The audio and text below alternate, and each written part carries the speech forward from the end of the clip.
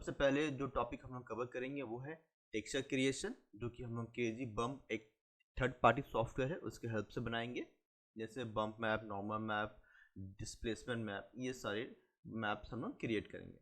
उसके बाद हम लोग मटेरियल क्रिएशन देखेंगे, जो जिस पे हम लोग colour correction, composite map, fall of, dot map वगैरह सब कवर करेंगे। उसके बाद हम लोग लाइटिंग करेंगे डे व्यू के लिए, फिर हम लोग कैमरा सेटिंग्स देखेंगे, रेंडर सेटिंग्स देखेंगे, और फिर फोटोशॉप में कलर करेक्शन भी इस वीडियो में हम लोग करने सीखेंगे। दोस्तों और भी मेरे कुछ interesting interior lighting and rendering tutorials है, जिसके डिटेल्स आपको नीचे डिस्क्रिप्शन में मिल जाएंगे या फिर ऊपर आई बटन में मिल जाएंगे, तो उन्हें भी देखना बिल्कुल ना भूलें। तो चलिए वीडियो शुरू करते हैं। हेलो, तो ये हमारा सीन फाइल है जिस पर हम लोग टेक्सचरिंग करेंगे। पहले हम लोग स्टार्ट करेंगे वुड का टेक्सचर से, जो यहाँ पर है। सपोज करो कि हमारे पास एक ही वुड का टेक्सचर है, तो उससे हम फिर मल्टीपल वुड का टेक्सचर कैसा बनाएंगे आज वो देखेंगे हम लोग। पहले टेक्सचर को हम लोग मैक्स में लेके आएंगे, एंड जैसे नॉर्मली हम अप्लाई करते हैं वीडियो मटेरियल साथ में, वैसे हम लोग ट्राई करते हैं। एंड मल्टीपल टेक्सचर बनाने के लिए हम लोग क्रेजी बम्प एक थर्ड पार्टी सॉफ्टवेयर है, उसका हम लोग हेल्प लेंगे। जैसे यहाँ पर आपको ब्राउज करना होगा जो वुड का टेक्सचर है। क्या करेंगे हम लोग, एक फ़ोल्डर बना लेंगे, क्योंकि बहुत सारे मल्टीपल इमेजेस बनने वाले हैं, तो एक सेपरेट फोल्डर में से सेव कर लेते हैं एंड उसे ब्राउज कर लेंगे हम crazy bump third party software में। यहाँ पर आप देख सकते हो कुछ पैरामीटर्स है, जिसको आप यहाँ से चेंज करके देख सकते हो। जैसा आपको ठीक लगेगा उस हिसाब से आप उसका वैल्यू थोड़ा ज़्यादा या कम कर सकते हो। जो भी नॉर्मल मैप रीज का जो बम्प वैल्यू है रहेगा, वो सब आप चेंज कर सकते हो। नीचे में ये सब डिफरेंट टेक्सचर्स आप देख सकते हो जो हम लोग बनेगा। सेव करेंगे हम लोग, सेव ऑल टेक्सचर पर क्लिक करके, एंड उसी फोल्डर पर जहाँ पर हमने वुड का टेक्सचर सेव किया था वहीं पर इसका बाकी का टेक्सचर भी सेव कर लेंगे। 1 या 2 मिनट लगेगा सेव होने के लिए, बट वो आपके सभी 4 या 5 टेक्सचर्स जो आपने यहाँ पे बनाए हैं, नॉर्मल मैप, बम मैप, डिफ्यूज मैप, एक साथ में बन के रेडी हो जाएंगे। आपको कुछ भी करने की ज़रूरत नहीं पड़ेगी। ओके, तो यहाँ आप देख सकते हो डिफ्यूज, नॉर्मल, रिफ्लेक्शन, डिस्प्लेसमेंट, सारा टेक्सचर बन गया। अब देखेंगे इसको हम लोग मैक्स में कैसे यूज़ करेंगे। तो एक एक करके सभी टेक्सचर्स को हम लोग 3ds मैक्स में लेकर आएंगे, एंड उसको यहाँ पर हम लोग यूज़ करने का तरीका देखेंगे। ठीक है, जो रिफ्लेक्शन मैप है वो रिफ्लेक्शन में जाएगा, एंड जो ओक्लूजन है वो रफनेस में मैंने ऐड किया है। और नॉर्मल मैप के लिए हमने वीडियो नॉर्मल मैप यहाँ पर जो मैप है वो ले लिया है, उसको डिफ्यूज़ और सॉरी डिस्प्लेसमेंट और बम्प मैप में यूज़ करेंगे। यहाँ से हम लोग प्रीव्यू के ऊपर देख सकते हैं कि क्या रिजल्ट आ रहा है। यहाँ पर रिफ्लेक्शन का था दिक्कत हो रही थी, तो मैंने उसको चेंज किया और रिफ्लेक्शन मैप में उसको प्रॉपरली फिर से मैंने अरेंज किया। जैसे आप यहाँ पे देख सकते हो रिफ्लेक्शन को थोड़ा सा अरेंज किया यहाँ पर, और ग्लॉसीनेस वैल्यू थोड़ा कम किया, क्योंकि बहुत ज़्यादा रिफ्लेक्शन यहाँ नहीं चाहिए था, बहुत ही कम रिफ्लेक्शन वैल्यू चाहिए था। तो रिफ्लेक्शन वैल्यू मैंने 50% भी रखा है, और ग्लॉसीनेस भी 0.7 ऐसा कुछ मैंने वैल्यू रखा। बहुत ही हल्का रिफ्लेक्शन मैंने यहाँ पर दिया हुआ है। ओके, तो इस तरह से मैंने डिफरेंट मैप्स को क्रेजी बम्प के हेल्प से क्रिएट किया और मैक्स में यूज़ किया। ओके, एक चीज़ और नोटिस कीजिएगा, मैंने कलर थोड़ा सा यहाँ पे चेंज किया है, तो उसके लिए हमने कलर करेक्शन जो मैप है उसका यूज़ किया है। चेंज करने का 2 तरीका है, एक है आपका डिसैचुरेट वैल्यू, से भी आप कलर को थोड़ा सा चेंज कर सकते हो, या फिर एक और तरीका आपको बताता हूँ, वो है एडवांस में गामा वैल्यू। इसको अगर बढ़ाओगे तो कलर और लाइट होगा, हल्का कलर हो जाएगा, डार्क है तो हल्का हल्का कलर हो जाएगा। या फिर अगर वैल्यू कम करोगे 1 से कम 0.5 0.7, तो वो टेक्सचर डार्क हो जाएगा। जैसे आप यहाँ पर कंपेयर कर देख सकते हो, एक में लाइट है एंड कलर करेक्शन के हेल्प से मैंने उसको थोड़ा सा लाइट किया, मतलब डार्क था पहले, उसको फिर मैंने उसको लाइट कलर दिया है। सेम टेक्निक से मैंने फ्लोर का भी टेक्सचर क्रिएट किया हुआ है। तो सेम टेक्निक मैंने यूज़ किया हुआ है, तो उसको और एक्सप्लेन नहीं करूँगा, बस थोड़ा सा फास्ट फॉरवर्ड में आपको दिखा देता हूँ। एंड सेम इसी स्टेप्स को फॉलो करके आप अपने और भी दूसरे टेक्सचर्स बना सकते हो, वॉल का, फैब्रिक का, वुड फ्लोर का, वुडन फ्लोर का, या टाइल फ्लोर का। सेम टेक्निक के हेल्प से आप मल्टीपल टेक्सचर्स बना सकते हो और मैक्स में यूज़ कर सकते हो।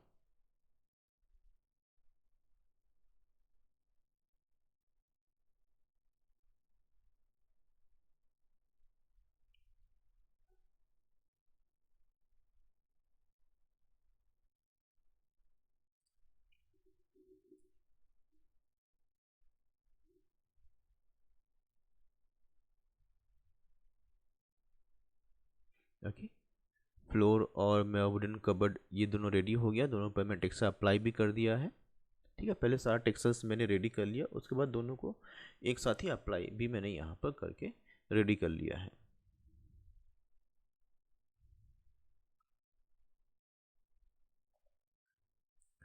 ओके, अब हम लोग फैब्रिक का टेक्सचर बनाना सीखेंगे।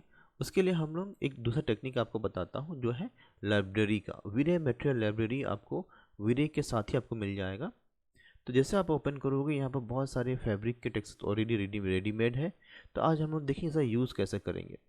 सिंपली आप उसको ड्रैग एंड ड्रॉप करोगे आपके मटेरियल एडिटर पर, एंड देन आपके 3D ऑब्जेक्ट को सेलेक्ट करके उसको अप्लाई कर दोगे। बस इतना ही करना है। दूसरा फैब्रिक यहाँ पर मेरा वेलवेट का है, तो उसके लिए वेलवेट का मैंने यहाँ पर टेक्सचर ले लिया है। अप्लाई करने का तरीका फिर वैसे ही है, सेम है। ड्रैग एंड ड्रॉप करोगे आप उसको अपने मटेरियल एडिटर पर, एंड वहाँ से ऑब्जेक्ट सेलेक्ट करके उस टेक्सचर को ऑब्जेक्ट पर अप्लाई कर दोगे। ठीक है, सिंपल है। सेम टेक्निक से मैंने मेटल का भी टेक्सचर अप्लाई कर दिया है। हमारे लाइब्रेरी में बहुत सारे मेटल के टेक्सचर ऑलरेडी अवेलेबल है। तो मैंने यहाँ पर थोड़ा सा ब्रास का टोन का कलर मेटल टेक्सचर यहाँ पर लिया है, एंड उसको सेम टेक्निक से मैंने जो यहाँ पर छोटा सा मेटलिक लेग है वहाँ पर मैंने उसको अप्लाई कर दिया है। ओके, अब हमें एक और तरीका से टेक्सचरिंग करना सीखेंगे। ठीक है, जो मेरा कर्टन्स है उस पर मैं अप्लाई करूँगा। तो पहले मैं वीरे मटेरियल ले लेता हूँ, एंड यहाँ से हम लोग फॉल ऑफ का हेल्प लेंगे और टू साइडेड मटेरियल्स भी लेंगे। टू साइडेड वीरे टू साइडेड मटेरियल्स जो कर्टन के लिए काफ़ी इंपॉर्टेंट है, एंड कंपोजिट मटेरियल भी हम लोग लेंगे। तो इन सब डिफरेंट मैप मटेरियल्स हम लोग सीखेंगे किस तरह से हम लोग अच्छा टेक्सचर क्रिएट कर सकते हैं। तो मैंने यहाँ पर टू साइडेड मटेरियल ले लिया है, उस पर वीरे मटेरियल अप्लाई कर दिया है, एंड फॉलो फ्रॉम मैं डिफ्यूज़ में यूज़ किया हूँ, ताकि जो कलर है, जो लाइट उस पर पड़ेगा वो एक जैसा ना हो। किसी एरिया में ज़्यादा लाइट आएगा, किसी एरिया में कम लाइट आएगा। एंड यहाँ पर मिक्स कर्व है, जिससे मैं लाइट का फॉल को कंट्रोल कर पाऊँगा। ठीक है, जैसे पर्दे में क्या होता है, कहीं पर ज़्यादा सन रेज आता है तो ज़्यादा ब्राइट होता है, एंड जहाँ पर सन रेज कम होता है तो वो थोड़ा डार्क होता है। वो इफेक्ट क्रिएट करने के लिए मैंने यहाँ पर फॉल ऑफ का यूज़ किया है डिफ्यूज़ में मैंने यूज़ किया है। ठीक है, जैसे प्रीव्यू में आप देख सकते हो, एक जगह थोड़ा सा लाइट है, एक जगह थोड़ा सा डार्क शेड पड़ रहा है। ठीक है, एंड यहाँ पे एक बम्प मैप भी मैंने यूज़ किया। जैसे पर्दे में थोड़ा सा रिंकल्स वगैरह होता है कपड़े में, फैब्रिक में, वो मैंने बम्प मैप में यूज़ किया है यहाँ पर। ठीक है, एंड उसको ट्रांसपेरेंसी भी मुझे देना था, तो वही फॉल ऑफ का मैंने ओपेसिटी में यूज़ किया है, ताकि कहीं पर ज़्यादा मुझे ट्रांसपेरेंसी दिखे, कहीं पर ट्रांसपेरेंसी थोड़ा कम दिखे। ठीक है, फॉलो अप का यही यूज़ होता है कि सब तरफ एक जैसा नहीं रहता, कहीं ज़्यादा आपको वैल्यू दिखे, कहीं पर वैल्यू कम दिखेगा। तो जो मेरा ट्रांसपेरेंट कर्टेन था उसके लिए मैंने इतना ही यूज़ किया है। एंड यहाँ पर आप एक चीज़ और याद दिला देता हूँ, मैंने टू साइडेड लिया हुआ है। तो एक साइड थोड़ा सा लाइट कलर का रहेगा, एक साइड थोड़ा सा डार्क कलर का रहेगा, एंड दोनों का बीच का वैल्यू मैंने थोड़ा सा कम रखा हुआ है। ठीक है, तो यहाँ पे मैंने वही किया हुआ है। एक जो जैसे फ्रंट का साइड है तो वो थोड़ा सा लाइट कलर का मैंने कर दिया है, एंड जो बैक साइड का यहाँ पर ऑप्शन है उसको मैंने थोड़ा सा डार्क रखा है, एंड दोनों का ट्रांसलूसेंसी वैल्यू मैंने 60% रखा है, ताकि दोनों थोड़ा सा ब्लेंड हो जाए एक दूसरे के साथ। तो ट्रांसपेरेंट कर्टन के लिए इतनी था। एक और कर्टन्स है साइड, जो साइड में है। ठीक है, जो कंप्लीट फैब्रिक का टेक्सचर आएगा जिस पर, उसके लिए हम लोग कंपोजिट मटेरियल का यूज़ करेंगे। तो उसके लिए एक हम लोग नॉर्मल फैब्रिक का मटेरियल ले लेते हैं, एंड हम लोग यहाँ पर डट मैप का भी यूज़ करने वाले हैं। ठीक है, डट मैप ले लिया और फैब्रिक का टेक्सचर हमने यहाँ पर ले लिया, और यहाँ हम लोग कंपोजिट मैप भी ले लिया। अब कंपोजिट मैप क्या करता है, ये 2-3 टेक्सचर्स को ब्लेंड करने में हेल्प करता है। तो मैंने यहाँ पर उसका 2 कॉपी बना लिया है, एंड दोनों में एक ही टेक्सचर अप्लाई कर दिया है, एंड दोनों को अब मैं डिफ्रेंशिएट करूँगा। कैसे? प्रॉपर्टी के हेल्प से। उसके एक के प्रॉपर्टी में जाऊँगा, उसे ओवरले या स्क्रीन या कोई दूसरा प्रॉपर्टी उस पर चेंज कर दूँगा। ठीक है, एंड साथ ही उस पर मैं जो मास्किंग ऑप्शन है वहाँ पर मैं अपना डट मैप भी यूज़ करूँगा। ठीक है, एंड उसकी प्रॉपर्टी चेंज करके देखूंगा कि कौन सा मुझे ज़्यादा बेस्ट सूट करता है। तो ऐसा लगेगा कि जैसे कि थोड़ा सा डस्टी होता है ना, जैसे कपड़े में थोड़ा सा डस्ट आ जाता है, कहीं पर ज़्यादा डार्क या कहीं पर थोड़ा लाइट होता है, वो इफेक्ट लाने के लिए मैं कंपोजिट के यहाँ पर हेल्प ले रहा हूँ। ठीक है, तो कंपोजिट की हेल्प से एंड जो डॉट मैप है उसकी हेल्प से मैं थोड़ा light and dark shade create करने की कोशिश कर रहा हूँ। आप चाहो तो कलर करेक्शन का हेल्प ले सकते हो अपने फैब्रिक को डार्क या लाइट करने के लिए। ठीक है, एंड डिफरेंट ऑप्शंस प्रॉपर्टी आप यहाँ पर चेक कर सकते हो, जो भी आपको बेस्ट सूट करता है उसको आप यहाँ पर यूज़ कर सकते हो। एक और डॉट मैप मैंने यहाँ पर यूज़ किया है। ठीक है, फैब्रिक के लिए मुझे ये ज़्यादा बेटर लग रहा था दूसरा डॉट मैप, तो इसलिए मैंने दूसरा डॉट मैप भी यहाँ पे यूज़ किया है। एंड कलर करेक्शन से थोड़ा सा लाइट एंड डार्क किया है अपने फैब्रिक के टेक्सचर को।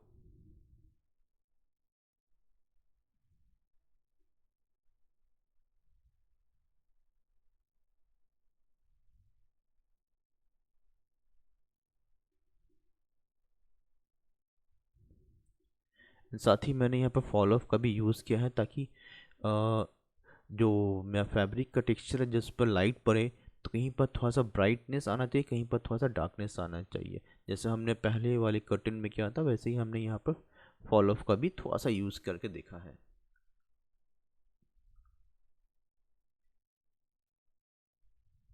ठीक है, एंड जस्ट इसको अप्लाई कर दिया अपने कर्टन में, तो ये हमारा दूसरा कर्टन भी रेडी हो गया है।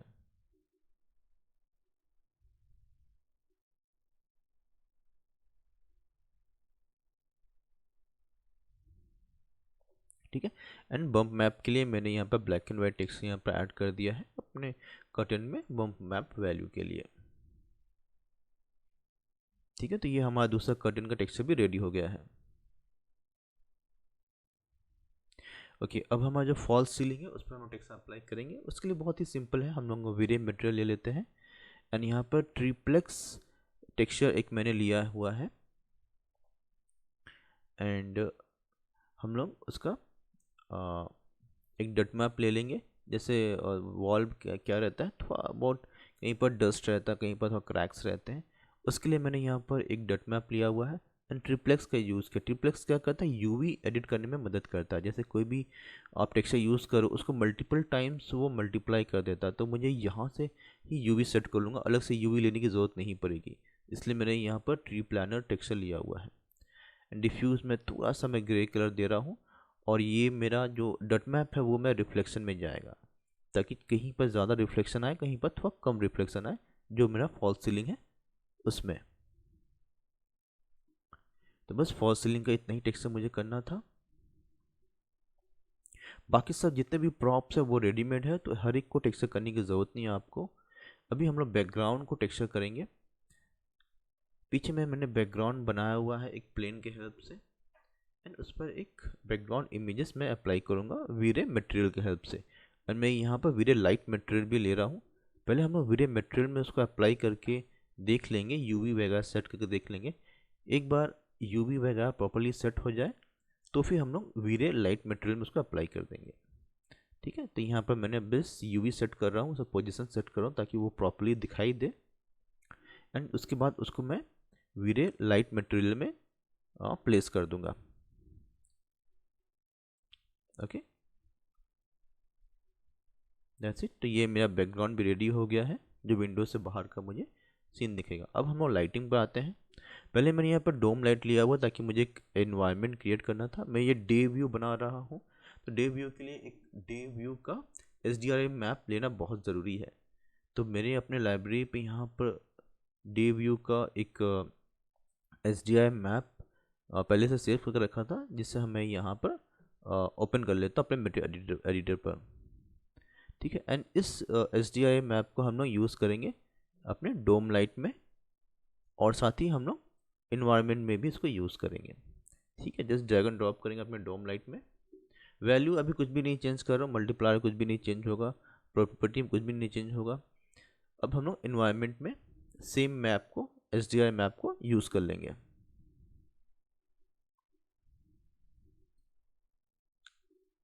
ओके, साथ ही हमें एक कैमरा भी चाहिए रहेगा, तो जल्दी से एक camera, standard camera, target camera यहाँ बना लेते हैं।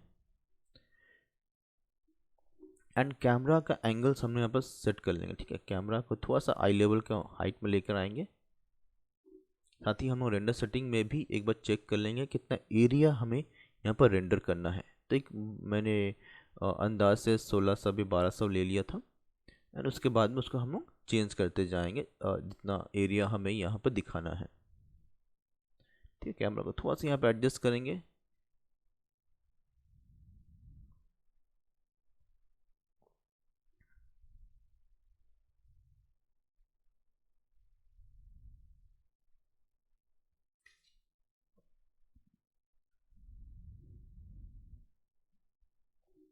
यहाँ पर क्लिपिंग प्लान बहुत इंपॉर्टेंट है, नियर क्लिप, फार क्लिप, क्योंकि सामने में एक वॉल मैंने बनाया हुआ है, तो मेरा कैमरा का व्यू उसके आगे जाना चाहिए। तो उसके लिए मुझे यहाँ पर क्लिपिंग प्लेन का हेल्प लेना बहुत ज़रूरी है। तो मैं near near near clip plane और फार क्लिप प्लेन के यहाँ पर हेल्प ले रहा हूँ।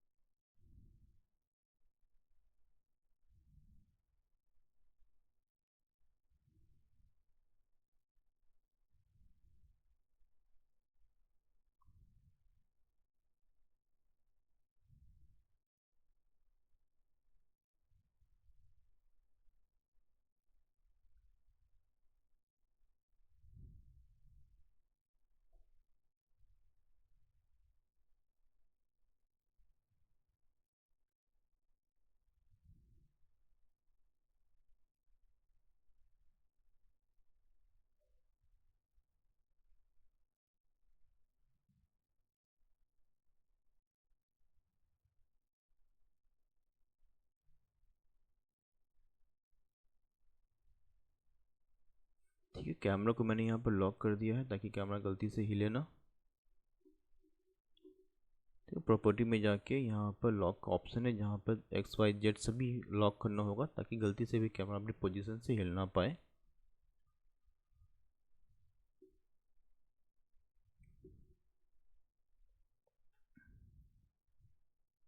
ठीक है, एंड रेंडर सेटिंग में भी कैमरा एंगल को मैंने यहाँ पर लॉक कर दिया है। एंड यहाँ पर जस्ट एक टेस्ट रेंडर सेटिंग्स मैं यहाँ पर दे रहा हूँ ताकि जल्दी से मैं अपना प्रीव्यू रेंडर देख पाऊँ।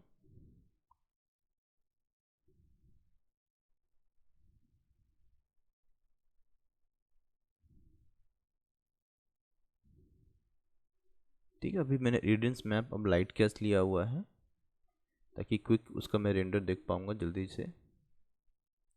रेंडर एलिमेंट्स में कुछ नहीं लिया हुआ है क्योंकि अभी मुझे नहीं चाहिए, वो फाइनल में रेंडर एलिमेंट्स आएंगे। नियर क्लिप प्लेन को थोड़ा सा सामने लाना होगा ताकि वॉल के आर पार मैं देख पाऊँ। फिर जल्दी से यहाँ से मैं एक टेस्ट रेंडर ले लेता हूँ।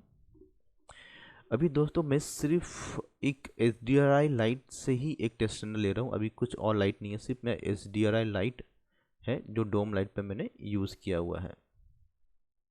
ठीक है, यहाँ पर एक्सपोजर कंट्रोल है जिसका हमें यूज़ करना होगा ताकि लाइट अच्छी तरह से पूरे इंटीरियर पर डिस्ट्रीब्यूट हो जाए। पहले तो वाइट बैलेंस में थोड़ा सा ले लेता हूँ, काफ़ी ब्लूइश दिख रहा है तो थोड़ा सा वाइट बैलेंस ले लेंगे। लेंस इफेक्ट वगैरह थोड़ा सा कंट्रोल कर लेंगे क्योंकि डे व्यू है तो थोड़ा सा लेंस इफेक्ट देना बहुत अच्छा रहेगा। ठीक है, एक्सपोजर वैल्यू भी हल्का सा लेके रखेंगे। ओके, तो जस्ट एक बार और टेस्ट रेंडर ले लेता हूँ मैं, थोड़ा सा एक्सपोजर कंट्रोल करने के बाद देखते हैं क्या रिजल्ट आता है। ओके, ठीक है। तो अभी मैंने एक ही लाइट यूज़ किया हुआ है एंड जस्ट मैं एक्सपोजर कंट्रोल कर रहा हूँ, जो भी मेरा फ्रेम बफर में एक्सपोजर कंट्रोल ऑप्शन है राइट हैंड साइड में, उसके हेल्प से।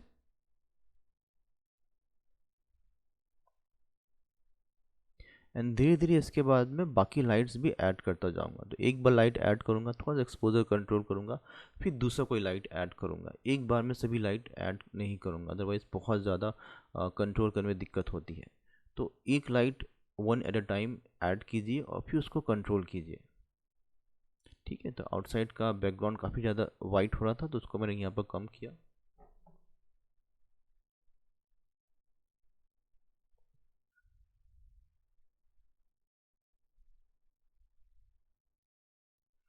ठीक है, कुछ और लाइट ऐड करते हैं। हमारे यहाँ पर बहुत बड़ा विंडो है, तो काफ़ी अच्छी बात है कि वहाँ से मैक्सिमम लाइट अंदर की हो जाएगा। तो विंडो से बाहर एक मैं प्लेन लाइट रखता हूँ एंड उसको प्रॉपर्टी में जाके थोड़ा सा लेंथ और विड्थ एडजस्ट करता हूँ मैं। जितना मैं विंडो का साइज़ है उस हिसाब से ही मेरा जो प्लेन लाइट है उसका साइज़ होना चाहिए। तो जस्ट मैं एक बार वो चेक कर लेता हूँ।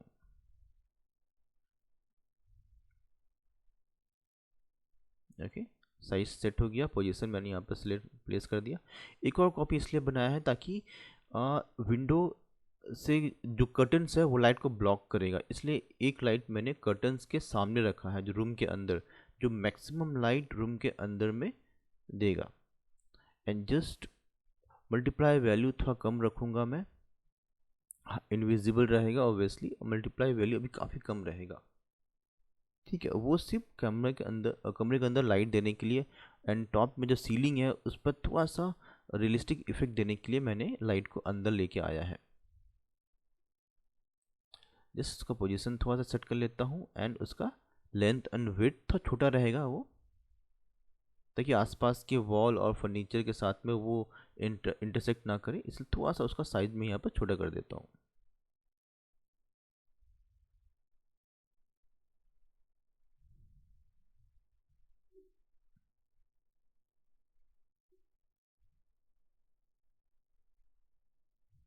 ओके, एक क्विक टेस्ट हैंडल ले लेते हैं।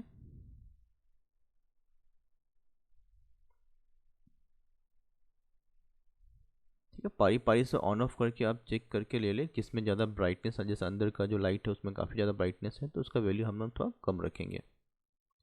वो सिर्फ टॉप सीलिंग में थोड़ा सा एक्सपोजर देने के लिए मैंने लाइट को अंदर लेके आया हुआ है। एक वो बेनिफिट होगा, दूसरा कमरे के अंदर काफ़ी ज़्यादा लाइट आएगा, क्योंकि जो लाइट कमरे से बाहर है वो विंडो ब्लॉक करेगा एंड उस पर ज़्यादा प्रेशर ना पड़े, इसलिए मैंने एक दो लाइट यहाँ पर क्रिएट किया है विंडो के पास में। ओके, तो विंडो वाला एरिया तो यहाँ पर प्रॉपर हो गया, वहाँ से काफ़ी अच्छी लाइट रूम के अंदर आ रही है। ठीक है, ये एरिया काफ़ी अच्छा आ रहा है। ऊपर थोड़ा सा बर्न हो रहा था, तो मैंने वो इफेक्ट भी यहाँ कंट्रोल करने के लिए साइज़ थोड़ा सा कम रखा है, ताकि जो मेरा लाइट है वो ज़्यादा मैं सीलिंग या फ्लोर के पास ना रहे, अदरवाइज़ वो बहुत ज़्यादा बर्न इफेक्ट देगा। तो उसका साइज़ मैंने थोड़ा यहाँ छोटा कर दिया है। ठीक है, अभी ठीक है, अभी बर्न नहीं हो रहा है, प्रॉपर लाइट आ रही है।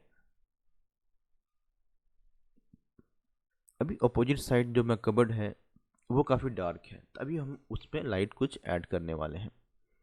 तो हमारे पास जो प्लेन लाइट था उसी का मैंने कॉपी कर लिया, उसको थोड़ा सा साइज़ मैंने छोटा कर दिया और रोटेट कर दिया है, ताकि मैं मेरे कबर्ड में वो अच्छे से वो फिट हो जाए। इन कबर्ड के साइज़ के हिसाब से उसको आप यहाँ पर अपने लाइट को स्केल कर ले, लेंथ और विड्थ को थोड़ा सा कम करके वहाँ पर आप प्लेस कर दे।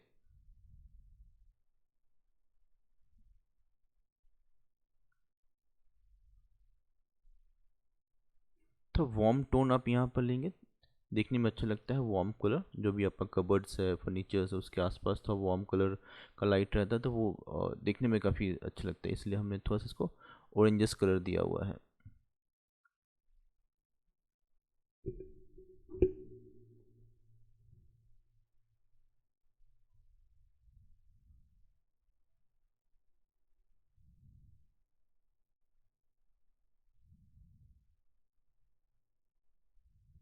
ठीक है, तो रीनेम कर देता हूँ ताकि मेरे को लाइट लिस्टर में इसको सिलेक्ट करके कंट्रोल करने में ज़्यादा दिक्कत नहीं होगी बाद में।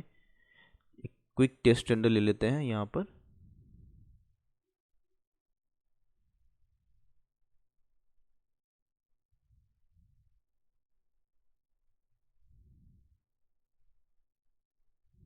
ठीक है, लाइट इंटेंसिटी काफ़ी कम है, तो थोड़ा थोड़ा लाइट हम लोग इंटेंसिटी बढ़ाएंगे और टेस्ट रेंडर देखेंगे कि कितना हमें लाइट यहाँ पर मिल रहा है। तो इसलिए मैंने उसको रीनेम किया था ताकि जो लाइट लिस्टर है वहाँ पर देख के मैं समझ जाऊँ कि कौन सा लाइट कहाँ पर मैंने यूज़ किया हुआ है। जस्ट लाइट का वैल्यू मैं यहाँ पर ज़्यादा या कम करके देखूँगा कि मेरा जो कबर्ड है वहाँ पर कितना लाइट आ रहा है।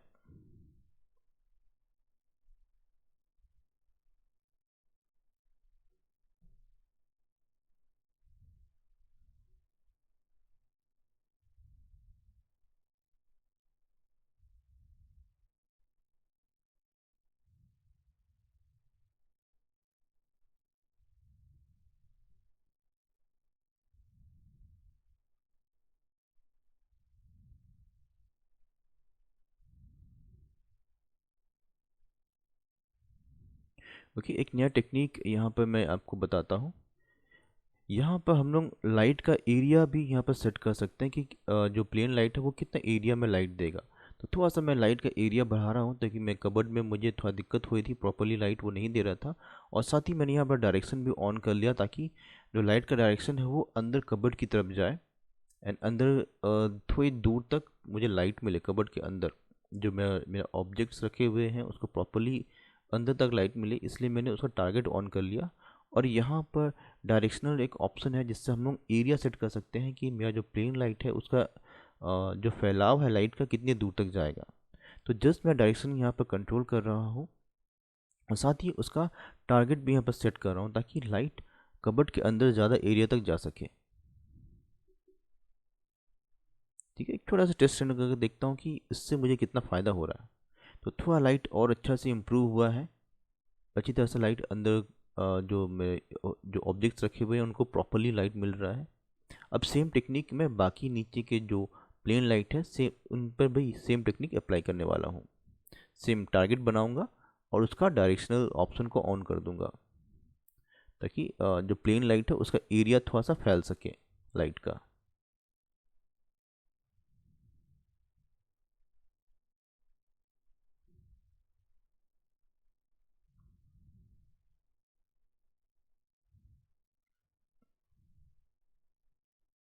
ठीक है, एक क्विक टेस्ट रेंडर, तीनों लाइट का एडजस्टमेंट हो चुका है।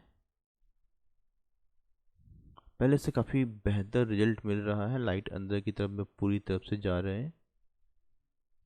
थोड़ा थोड़ा बर्न इफेक्ट हो रहा है तो उसके लिए मैं इंटेंसिटी थोड़ा कम करूँगा और उसका पोजीशन ऑब्जेक्ट से थोड़ा दूर रखने की कोशिश करूँगा ताकि जो मेरे ऑब्जेक्ट रखे हुए हैं, कपड़े रखे हुए हैं कबर्ड में, वो उस पर थोड़ा सा बर्न इफेक्ट ना आए। ठीक है, पूरा वाइट ना हो जाए, प्रॉपरली लाइट आनी चाहिए।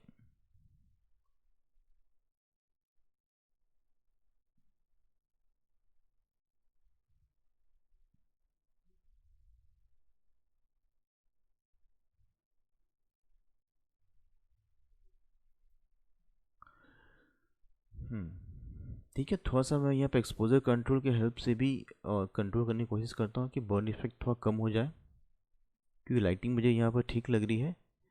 तो मैं थोड़ा एक्सपोजर में भी थोड़ा सा काम करता हूँ।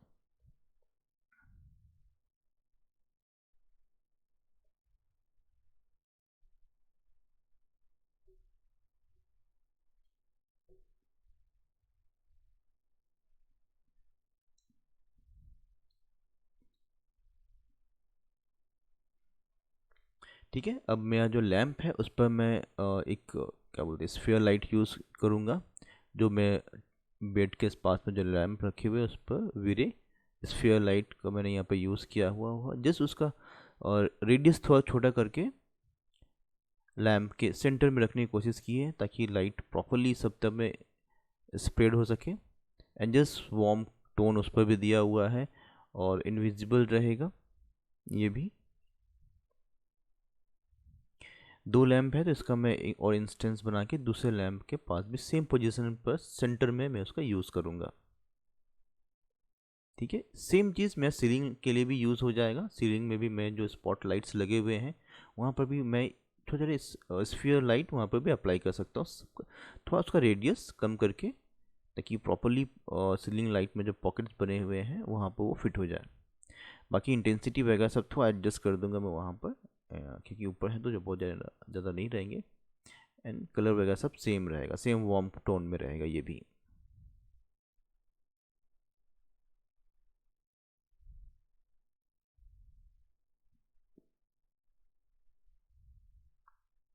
ओके, तो सीलिंग के लिए भी हो गया मेरा लाइट, थोड़ा सा एडजस्ट कर लेता हूँ।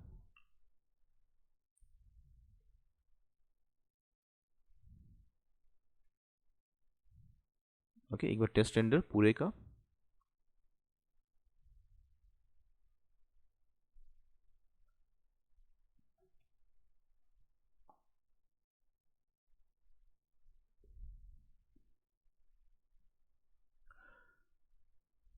थोड़ा बहुत अभी देखने में ठीक लगने लगा है, बट फिर भी लाइट थोड़ा सा मैं एडजस्ट करूँगा यहाँ पर।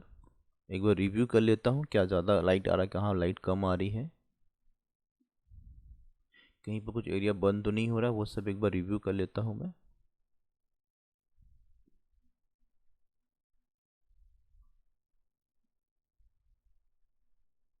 कबर्ड्स की लाइट थोड़ी ज़्यादा लग रही थी मुझे, तो मैं यहाँ पर कबर्ड्स की लाइट को एडजस्ट कर रहा हूँ। देखो काफ़ी तो बर्न इफेक्ट आ रहा था, जो कबर्ड्स में सामान रखे हुए हैं उसके ऊपर थोड़ा वाइट वाइट हो रहा था, तो सबकी लाइट इंटेंसिटी मैं वहाँ पर थोड़ा कम कर रहा हूँ। एंड क्योंकि ये मैं डे व्यू बनाने की कोशिश कर रहा हूँ, तो जो वार्म लाइट्स है उसकी वैल्यू थोड़ी मैं कम करूँगा यहाँ पर।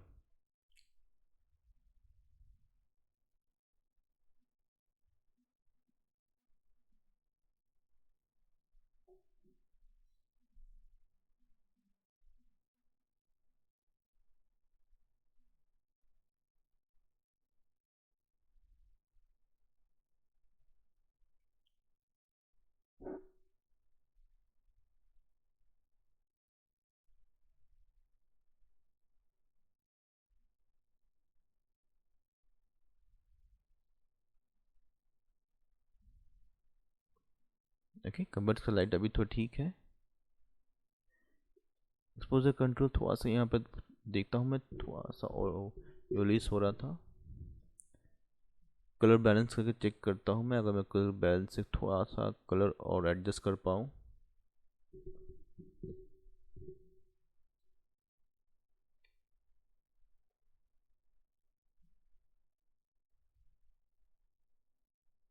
ठीक है, थोड़ा सा मैं यूज सेचुरेशन का भी यहाँ पे यूज़ करता हूँ। कर्व ओवरऑल ब्राइटनेस थोड़ा सा बढ़ाने के लिए, क्योंकि डे व्यू है तो थोड़ा सा ब्राइटनेस रहेगा, एक्सपोजर लेवल थोड़ा सा अच्छा रहेगा, तो कर्व के हेल्प से मैं जस्ट वो एक्सपोजर थोड़ा सा देने की कोशिश कर रहा हूँ।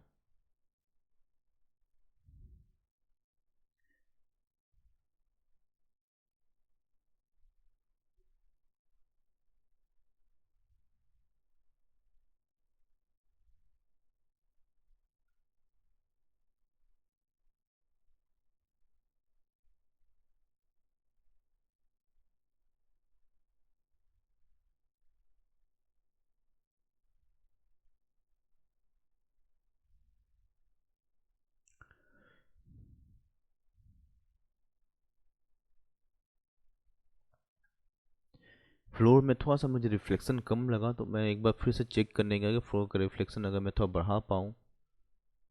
यहाँ पर मैंने 0.7 कुछ दिया था, तो 0.85 देकर थोड़ा सा रिफ्लेक्शन मैंने यहाँ पर बढ़ाया है, क्योंकि मुझे रिफ्लेक्शन थोड़ा कम लगा था फ्लोर में, इसलिए थोड़ा सा रिफ्लेक्शन मैंने जस्ट बढ़ा दिया वहाँ पर। ठीक है, एक बार मैं यहाँ पर फाइनल रेंडर सेटिंग्स के लिए अपने रेंडर एलिमेंट सेट कर लेता हूँ।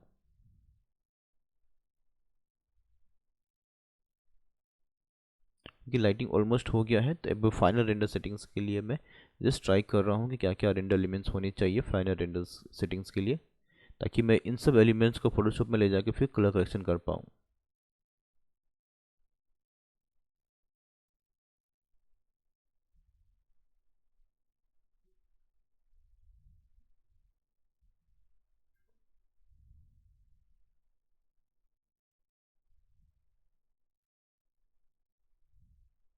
ठीक है, यहाँ मैं एक्चुअली लाइट मिक्स का यूज़ करने का प्लानिंग कर रहा था, बट फिर याद आया कि लाइट मिक्स के लिए मुझे रेडियंस मैप से ब्रूट फोर्स में जाना पड़ेगा। तो मैंने आगे जाके वो चेंज किया। जस्ट मैं अभी टेस्ट रेंडर देख रहा था कि लाइट मिक्स आ रहा है या नहीं आ रहा है।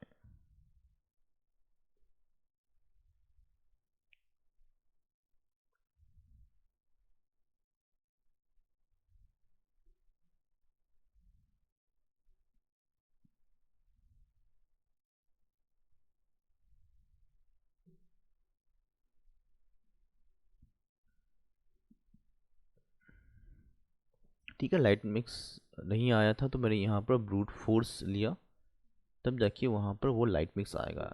ठीक है, लाइट मिक्स ऐसा नहीं आता है, वो एडेंस मैप में नहीं है, शो करेगा। अगर आप ब्रूट फोर्स लोगे तभी जाके आपको लाइट मिक्स दिखेगा। और लाइट मिक्स मुझे चाहिए था कि ताकि मैं इंडिविजुअल लाइट्स को कंट्रोल कर पाऊँ। कहीं पर लाइट का वैल्यू अगर ज़्यादा या कम है तो वो रेंडर होने के बाद भी लाइट मिक्स के हेल्प से मैं उसको एडजस्ट कर पाऊँ।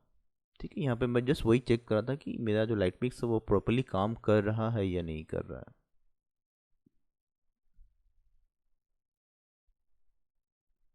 ठीक है, तो ये सब ठीक प्रॉपरली काम कर रहा है।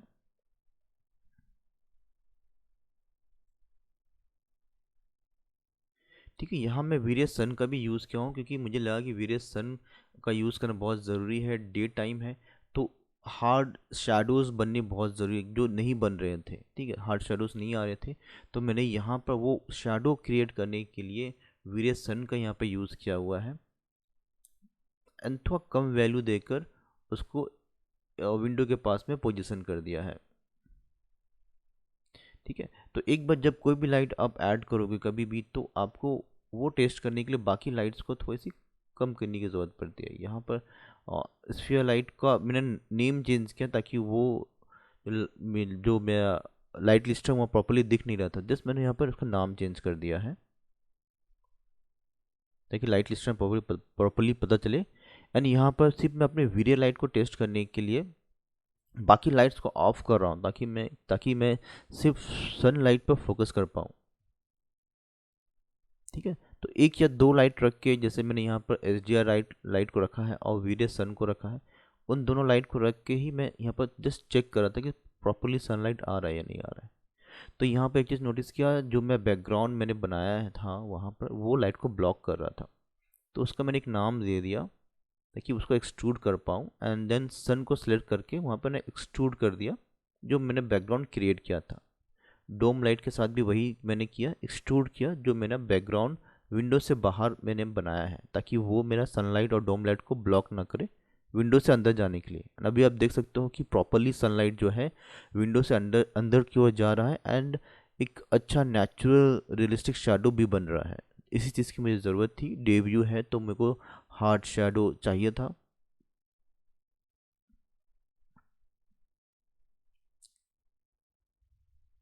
ठीक है, धीरे धीरे बाकी लाइट्स भी मैं ऑन कर रहा हूँ क्योंकि रूम काफ़ी डार्क दिख रहा है। तो मैं एक बार देखा था कि जो पहले के लाइट्स मैंने ऐड कर लिए हैं उनको ऑन करके प्रॉपरली लाइट आता है या नहीं आता, अदरवाइज उसके बाद मैं सनलाइट को बढ़ाऊँगा। तो पहले बाकी के जितने भी लाइट्स थे उसको धीरे धीरे मैंने ऑन किया एंड जस्ट चेक कर रहा था कि उससे कितना लाइट मेरे रूम के अंदर आ रहा है। ठीक है, छोटा सा एक पैच रेंडर लिया ताकि जो मैं सनलाइट है वो प्रॉपरली दिखे, बाकी लाइट से थोड़ा सा ज़्यादा ब्राइट होना चाहिए।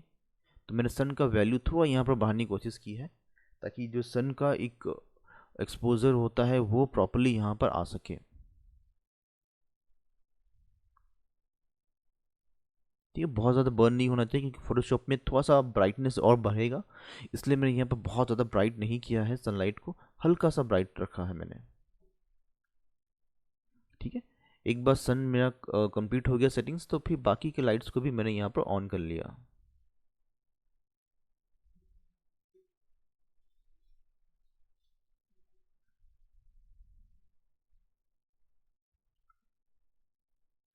ठीक है, एंड अंदर कबर्ड का लाइट अभी भी काफ़ी ज़्यादा था।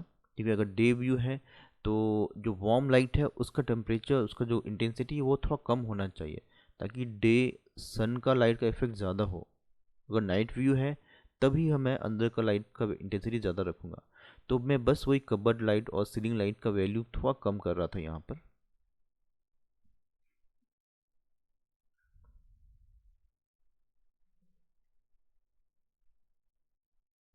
ठीक है, एक और चीज़ मैं मिस कर रहा था, जो ऊपर कोव लाइट है, ये भी मैं बाद में देखा। तो ये भी कोव लाइट का पोजीशन पहले से बना हुआ था, लेकिन मैंने वहाँ पर कोई लाइट यूज़ नहीं किया था। एंड ऐसा इसका पोजीशन है कि मैं वहाँ पर कोई dome light, sphere light, plane light कुछ भी नहीं यूज़ कर सकता था। तो मैंने क्या किया, जो वहाँ पर जो शेप है उसी शेप के हेल्प से एक ऑब्जेक्ट वहाँ पर डिटैच कर लिया, ताकि मैं जो वीरे मेस लाइट है उसका यूज़ कर पाऊँ। जिसमें वही देखा था कि कौन सा शेप यहाँ पर लेना मेरे लिए ठीक रहेगा, ताकि मैं वीरे मेस लाइट वहाँ पर अप्लाई कर सकूँ। तो मैंने एक ऐसा यहाँ प्लेन ऊपर का सरफेस सेलेक्ट करके उसको डिटैच किया, यहाँ से एक अलग ऑब्जेक्ट बना दिया, थोड़ा सा उसका थिकनेस दिया शेल मॉडिफायर के हेल्प से, ताकि वो थोड़ा नज़र आ सके प्रॉपरली। एंड फिर वहाँ पर मैंने एक वीरे मेश लाइट अप्लाई कर दिया वार्म टोन के साथ, एंड उसको फिर थोड़ा सा नीचे पोजीशन सेट कर दिया। ठीक है, अब बारी थी इसकी टेस्ट रेंडर लेने की। तो लेट्स सी टेस्ट रेंडर में क्या रिजल्ट आता है। इनविजिबल कर दिया ताकि वो उसका सोर्स, लाइट का सोर्स ना दिखे। एंड ऑब्वियसली काफ़ी ज़्यादा है क्योंकि नंबर 30 था मल्टीप्लायर। थोड़ा थोड़ा करके मैंने उसको अभी इंटेंसिटी कंट्रोल किया। डे व्यू है, फिर से कह रहा हूँ, डे व्यू है तो अंदर का लाइट्स का इंटेंसिटी हमेशा कम ही रखना ठीक रहता है।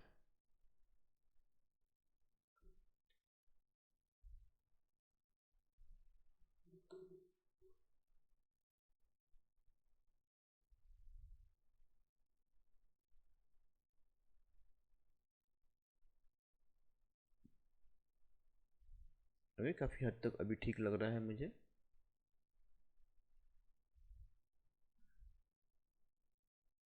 ठीक है, फाइल सेव कर लेते हैं। अब हम लोग फाइनल रेंडर की तरफ में जा सकते हैं।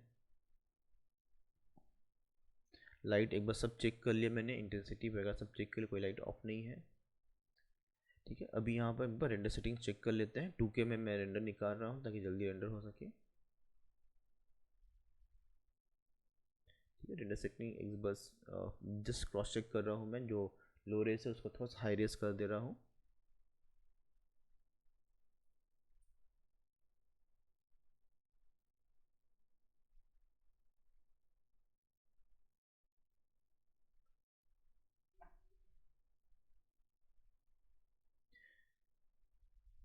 ओके, एक छोटा सा पैच मैं पहले रेंडर लेके देखूंगा प्रॉपरली आ रहा है या नहीं आ रहा है, बहुत ज़्यादा बर्न तो नहीं हो रहा है।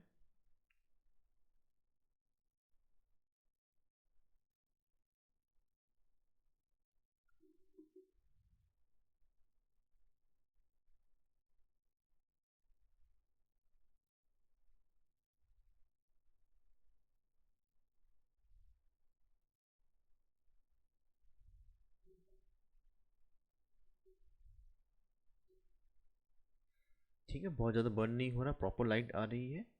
तो मैं यहाँ पे स्टॉप करके फाइनल रेंडर के लिए जा सकता हूँ। एक बार बाकी एलिमेंट्स भी देख लिया कि जो भी मेरे रेंडर एलिमेंट्स वो प्रॉपरली आ रहे हैं या नहीं आ रहे। तो सारे एलिमेंट्स मुझे प्रॉपरली यहाँ पर दिख रहे हैं ड्रॉप डाउन में। रिफ्लेक्शन वगैरह मैंने क्रॉस चेक कर लिया कि प्रॉपर रिफ्लेक्शन, बम्प मैप वगैरह सब आ रहे हैं। तो अब मैं फाइनल रेंडर के लिए जा सकता हूँ। फिर कैमरा वगैरह सब सेट कर लिया मैंने यहाँ पर।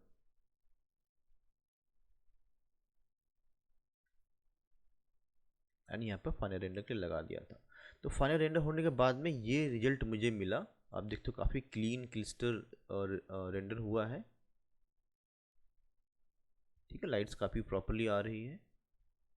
एंड मेरे पास सभी पासेस भी रेडी हैं लाइट्स के, क्योंकि मैंने ब्रूट फोर्स में किया था। तो लाइट मिक्स के हेल्प से मैं इंडिविजुअल लाइट्स को भी यहाँ पर कंट्रोल कर पाऊँगा। ठीक, जो लाइट्स कम या ज़्यादा करनी रहेगी मैं इंडिविजुअली उसको भी लाइट मिक्स के हेल्प से कंट्रोल कर पाऊँगा। लेंस फ्लेयर भी थोड़ा सा मैं यहाँ पर क्रॉस चेक कर रहा हूँ।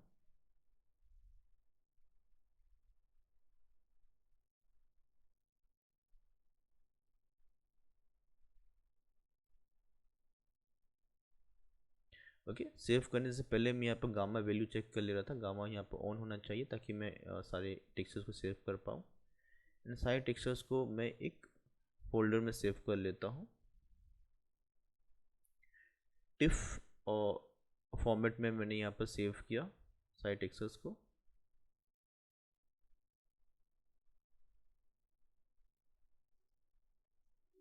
1 या 2 मिनट लगेगा, क्योंकि काफ़ी थोड़ा हैवी टेक्सचर्स है एंड मल्टीपल टेक्सचर्स यहाँ पर बनने वाले, कम से कम 15 या 20 टेक्सचर्स यहाँ पर बने।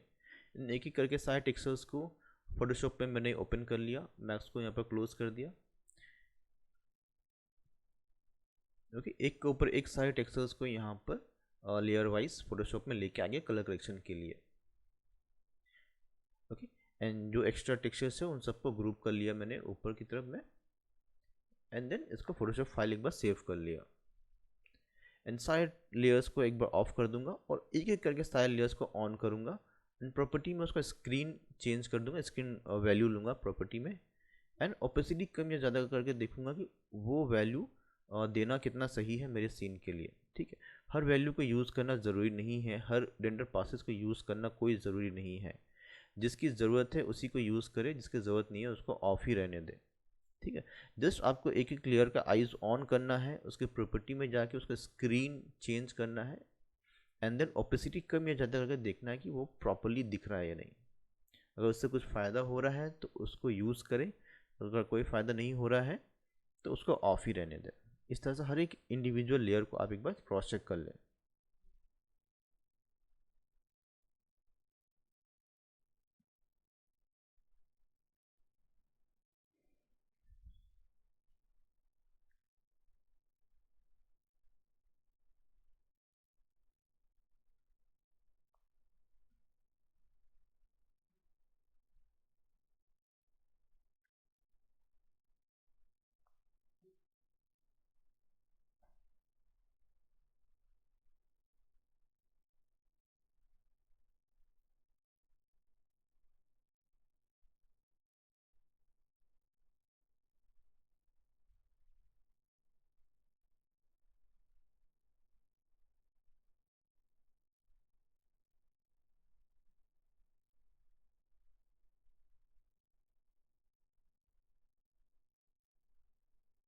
रिफ्लेक्शन वैल्यू मैंने कुछ स्पेसिफिक ऑब्जेक्ट पर ही दिया था, सारे पर रिफ्लेक्शन नहीं दिया, अदरवाइज वो बहुत ज़्यादा वाइट हो रहा था।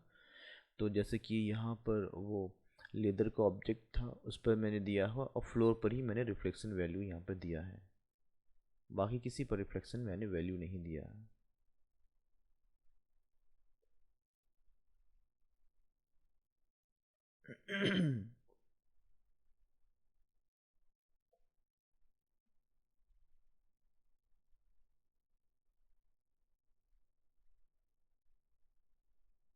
बहुत ज़्यादा बर्न इफेक्ट नहीं आना चाहिए, इसलिए मैंने हल्का रही रखा है एक्सपोजर।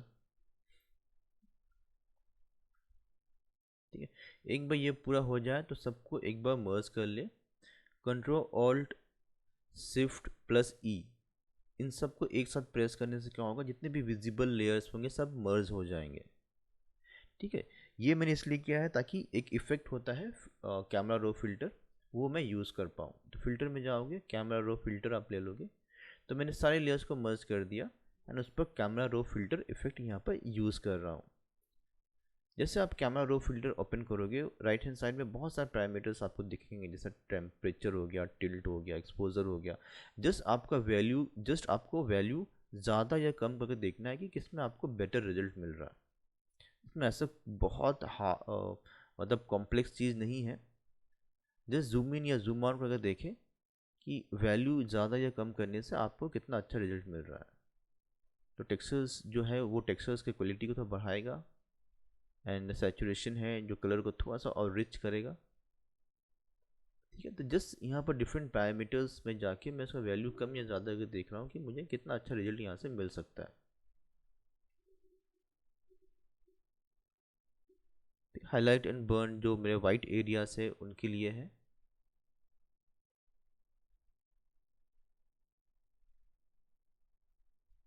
ठीक है, शार्पनेस यहाँ पर जो एजेस है उसको थोड़ा सा और शार्प करेगा ये।